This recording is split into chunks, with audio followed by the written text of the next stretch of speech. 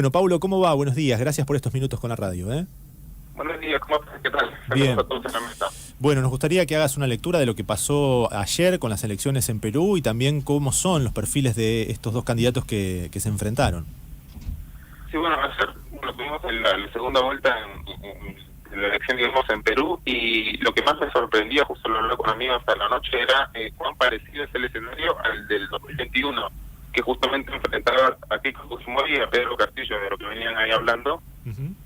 Parecido tanto por la forma en que se dan los resultados. Primero se da una especie de boca de un resultado preliminar a la tarde, que pone a Keiko Fujimori un poquito de Sánchez. En ese momento fue lo mismo con Castillo, y el resultado un poco más certero, ya con actas contabilizadas y todo, que se da en la noche, invierte esta figura, ¿no? Lo que tenemos Sánchez Pablo, por encima de Keiko en el conteo. Sí. Tenemos ahí alguna dificultad con la comunicación. Yo no sé si vos podés acercarte a un lugar con mejor señal o si estás en altavoz, sí, pasar a... Acá se escucha mejor. Ahora sí, me parece que sí. Bueno, entonces sí. Nos decías. Sí, que el resultado, digamos, de la elección de ayer, la verdad que guarda muchas similitudes con el resultado de la elección en el 2021, ¿no? Con una muy pequeña diferencia entre ambos candidatos que, a partir de los conteos que hubieron ayer y que se hicieron públicos, como que no permiten determinar una ventaja fija para alguno de ellos. Claro. Ahora, como ustedes decían hace un rato, el conteo oficial viene hasta el 92.6% de actas, y esto viene otorgando hasta ahora una pequeña ventaja para Keiko, me parece que menos de 60.000 votos de ventaja, y esta diferencia se va cortando mientras van llegando los votos de las zonas rurales del país, que hace que esta distancia se acorte menos. Como bien ustedes ahí creo que comentaban, la figura de Roberto Sánchez en la segunda vuelta y durante la campaña ha estado muy ligada a la de Pedro Castillo. Claro. Pedro Castillo, que fue un candidato que capitalizó mucho el voto rural, el voto no limeño, por decirlo de alguna manera, y este voto es el que en algún punto como que demora más en ser contabilizado, y mientras va llegando, digamos, la distancia se acorta, ¿no? Ayer a la noche ambos candidatos ofrecieron un discurso con cierta mesura, un poco más victorioso, entre comillas, podría decirse lo de Roberto Sánchez, por esta ventaja que le otorgaba cierto conteo, esta pequeña ventaja que le otorgaba un conteo que elaboran ahí una empresa de opinión pública y una ONG, y la ONG Transparencia, pero digamos con mesura, ¿no? Keiko Fujimori también alentando a sus personeros a hacer su trabajo, y que la elección, va a definirse seguramente durante esta semana, cuando ya vayan oficializándose las cuentas. Claro. Pero eso, lo que se espera es que sea un margen muy estrecho, y esperemos que no se repite el escenario del 2021, cuando el margen tan estrecho permitió un escenario de acusaciones de fraude que retrasaron tanto la proclamación de resultados como el traspaso de mando, ¿no? Claro. Qué interesante esto que decías de Sánchez esperando el voto no limeño, digamos. Las áreas rurales son más de votar a la izquierda y la ciudad de Lima es más conservadora, más de la derecha. ¿Cómo podrías explicar ese voto tan diferenciado entre las distintas regiones geográficas, ¿no?, del país?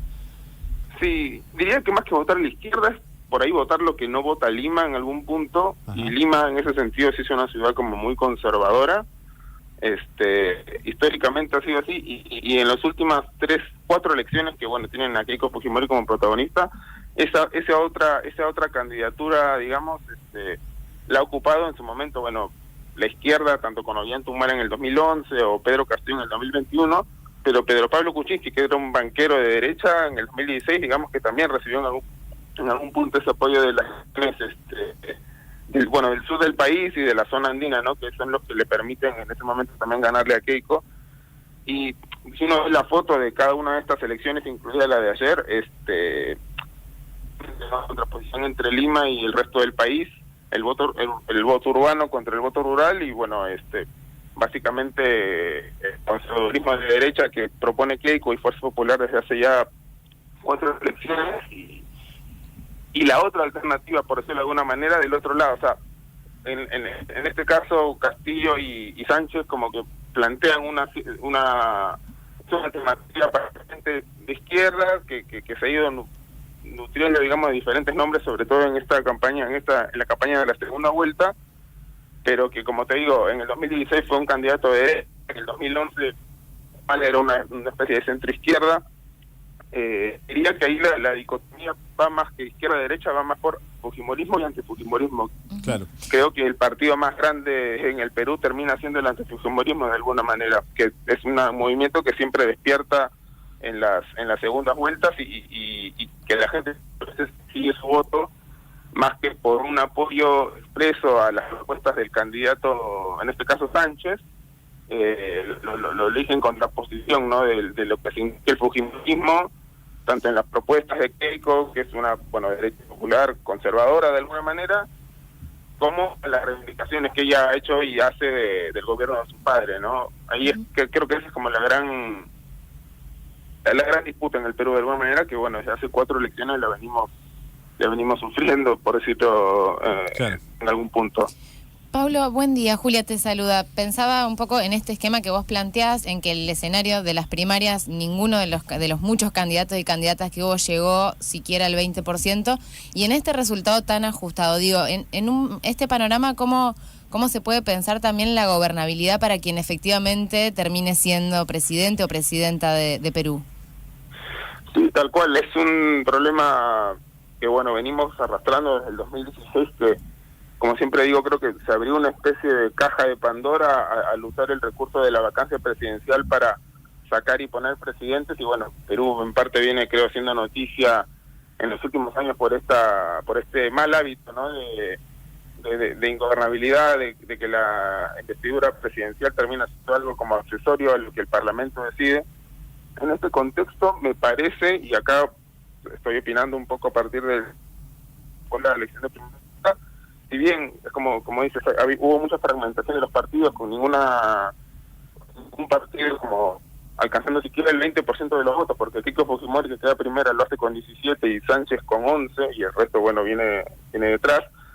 Me parece que la calidad de los partidos ahora puede que sea un poco mejor que la que tuvimos en los últimos 2 periodos, y me parece que eso puede ser cierta salvaguarda para garantizar alguna especie de estabilidad, o en todo caso no el uso de la vacancia presidencial como algo tan como un recurso que está a la mano para decidir el futuro del presidente, ¿no?, de la figura presidencial que resulte electa en este caso. Me parece que básicamente por la estabilidad que aparentemente prometen estos partidos que van a ingresar ahora, este podría ser un escenario. Aparte que ningún partido, por esta fragmentación, ha generado por el momento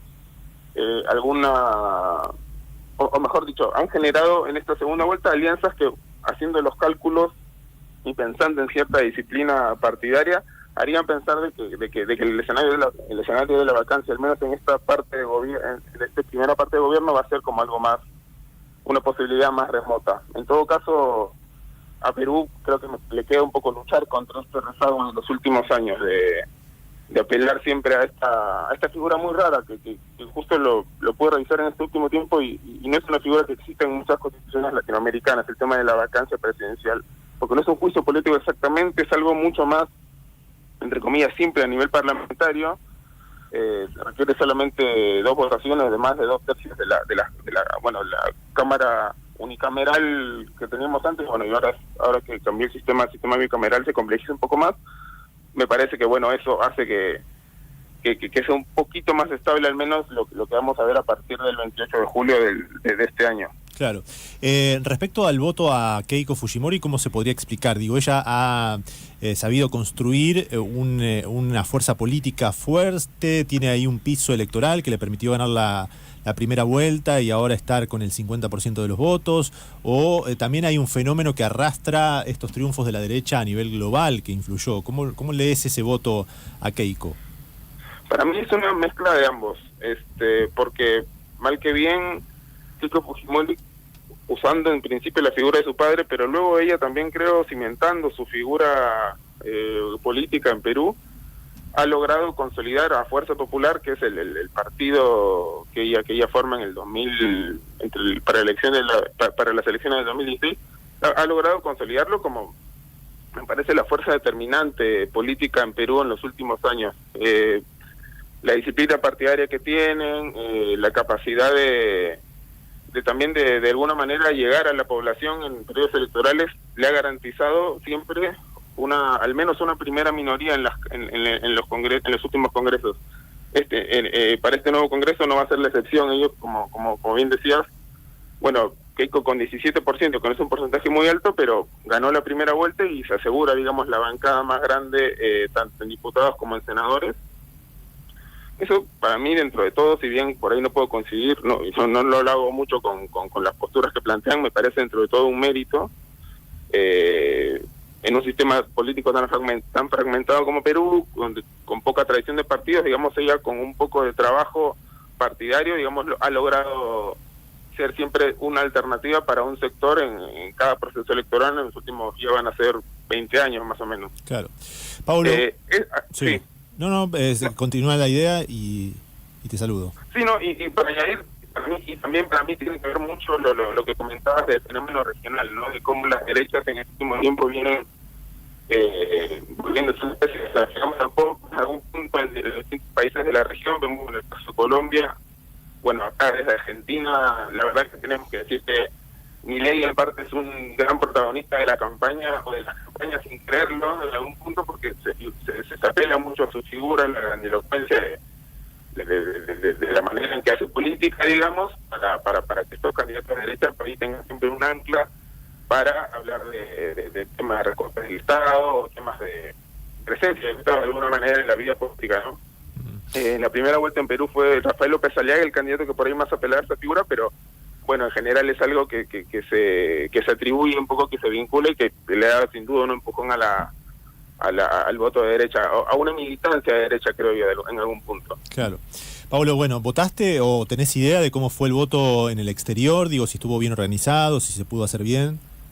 Sí, desde a partir de esta elección tuve la oportunidad de votar. La verdad que es un trámite medio tedioso lo de votar en el extranjero, más de lo que uno podría creer, pero sí pude votar. Acá en Rosario había un solo local de votación, el Colegio de República del Perú, ahí Alem y Amenábar. La verdad con bastante normalidad. Eran unas 8 mesas, me parece que son aparentemente unos casi 2.000 o 3.000 votos. Al menos acá en Rosario se dio con normalidad y no se ha reportado ningún contratiempo, me parece, en ninguno de los países donde se dio. Claro. Las comunidades principales de peruanos en extranjeros justamente son en Buenos Aires, en Santiago y en Madrid, en España, y hasta donde tengo entendido no hubo ningún problema. Bueno, y Estados Unidos, también, que suma ahí. Y por lo general el voto al extranjero, y esto es algo que por ahí sí un poco para tener en cuenta lo que pasa ahora, el voto al extranjero siempre ha tenido un tinte fujimorista, porque parte de esas comunidades de peruanos que se forman en el extranjero se conforman a partir de peruanos que se van a finales de los 80 y principios de los 90 en Perú, atacados por la crisis que luego Fujimori dice haber derrotado, ¿no? De la crisis económica y política que había. Así que, y en esto como parte un poco de la experiencia que tengo conociendo gente peruana en todos lados, la verdad que hay mucho voto fujimorista en el extranjero, y me imagino que hoy por hoy Keiko Fujimori está muy al tanto de lo que pueda pasar con esta pequeña diferencia que hacen los votos afuera, ¿no? Me parece que es un 0.2, 0.3% que por ahí está esperando para ver si puede repuntar un poco la situación que la tiene ahí ahora muy cerca de Sánchez. Bien. Pablo, te agradecemos estos minutos y seguramente seguiremos en contacto para ver cuáles son los resultados finales y cómo sigue la gobernabilidad en el país. Un saludo. Gracias a ustedes y sí, no se preocupen. Hasta luego, buen día. Hablábamos con Pablo Rosas, periodista peruano que está radicado aquí en Rosario.